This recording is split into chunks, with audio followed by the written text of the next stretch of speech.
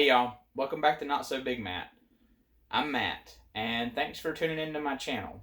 So today I'm going to do a video for you that's kind of my wife and I's go-to sweet snacks that we kind of always gravitate towards. I think I have a pretty good selection here for you, maybe some tips and tricks that you may or may not have already known, and hopefully a lot of these will be things that you have already tried. I'm sure some of them are. But if not, I hope it gives you some guidance on some things that you can try out and make it easier to stay on plan with Weight Watchers Blue.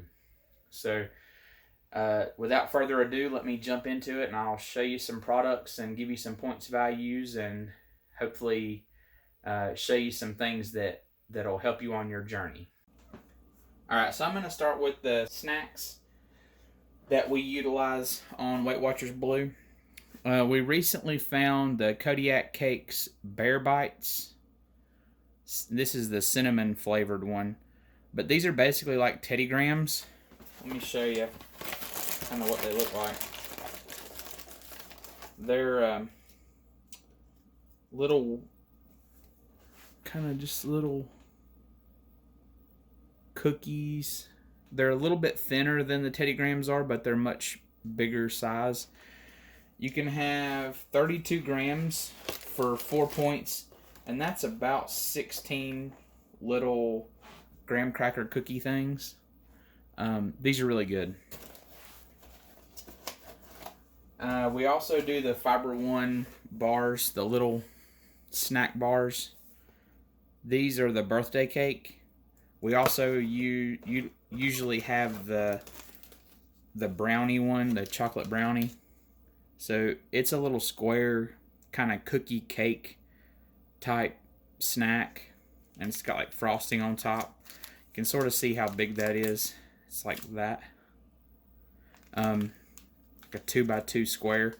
You can have one of these for 2 points, and they're filling. They're really good.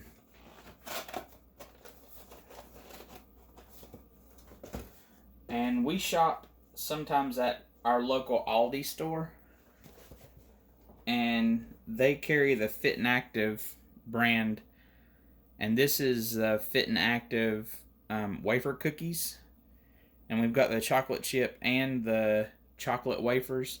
These are really good in like a Halo Top ice cream, or sometimes I'll just mix them with some sugar-free Ready Whip or some fat-free Ready Whip, and kind of have a little cookies and cream type thing going on. Those are really good, and they're like little snack packs. So you get a little go pack. It's about half full, and one pack is 4 points. But it's totally worth it because the flavor on these is really, really good. What else do we have? For a little special snack, it's a little bit higher in points. 4 points for the Reese's Puffs bars. They're a decent size. You know, that's about how big they are. And they're really good. It's just like the cereal. It's just like the Reese's Puff cereal, with kind of like some gooey, peanut buttery marshmallow type goo or something. Sort of like, I guess it would be like making a Rice Krispie treat, but using Reese's Puffs instead, and then throwing some peanut butter over the top of it. They're really good. 4 points per bar. We don't eat these very often, but you know, every now and again you really want something super sweet, or you know, you're trying for that to knock that craving of something, you know, candy-esque. This is a good way to go. I always keep no sugar added fruit in my cabinets, always. Also, I mean, I keep some in I usually keep a can of each kind in the fridge all the time. So this is no sugar added sliced pears, no sugar added fruit cocktail, and no sugar added sliced peaches. And, you know, this is all 0 points. It's if you eat it as a serving size, it's a half a cup serving. There's 3.5 servings in a container. I mean, I'm gonna be honest. A lot of times, if I eat canned fruit, I know like my wife will get several cans of the peaches and spread them out over into multiple smaller bowls. But I mean, honestly, if I eat canned fruit, the no sugar added 0 point canned fruit, I'll probably eat the whole can. I mean, take it how you want to. This whole can, if you eat the whole can, is 157 calories. That's not a lot of calories, in my opinion, for a can of fruit cocktail, and I usually can afford that. So this one, the peaches is 105 calories if you eat the entire can. I just do the calculation based on 3.5 servings per can. And then the sliced pears is 140 calories per can if you eat the entire can. So for me, you know, less than 160 calories. I'll eat a can of fruit if I'm hungry enough for that much food, and I don't mind, that's a lot of times that's just what I'll do. Like I really enjoy it. I also make my own fruit yogurts.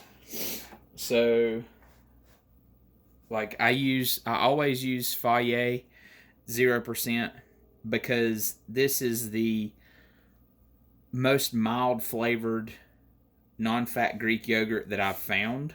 It's very, very mild. It doesn't have that twangy, aftertaste, and I can't stand that twang.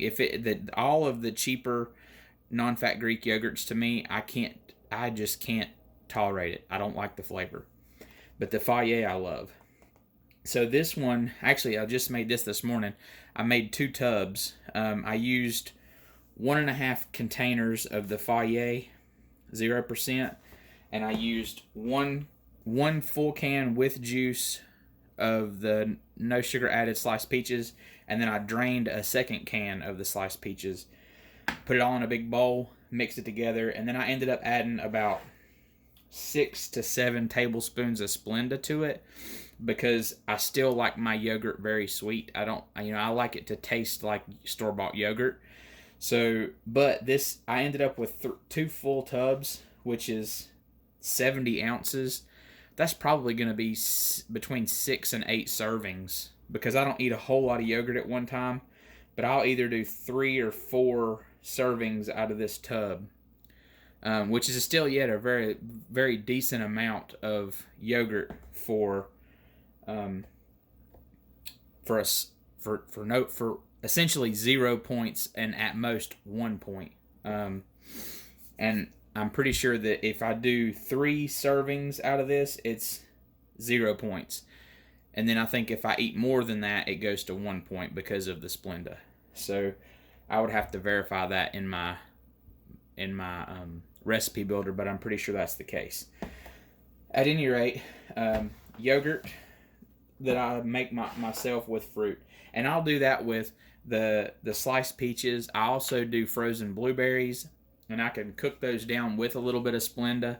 I also do it with fresh blueberries or fresh strawberries, and I cook those down also. A little bit of water, sliced fruit, or the blueberries whole if I'm using blueberries. And just like I say, a little bit of water, a little bit of Splenda.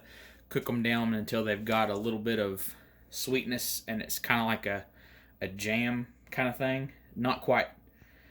They don't break down that far, but they basically just soften up, and then I let it cool and mix that into the yogurt. And a lot of times I still have to add a little bit of Splenda just to kind of cut in that to make it a little bit sweeter, because I do really like the yogurt to be sweet. Another thing that we eat some relatively frequently is Jello. And here's just a few of the Jellos that I had in the cabinet. So I've got a butterscotch, a vanilla, a cheesecake, and a chocolate fudge. These are just the ones that I had in the cabinet. So the whole box now this is the value for just the pudding mix. Okay, I'll tell you how I manage this for anybody that's interested.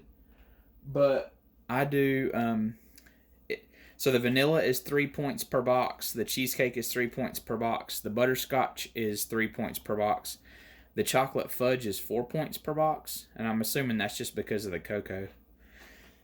But so everybody knows that to make instant pudding, it takes 2 cups of cold milk.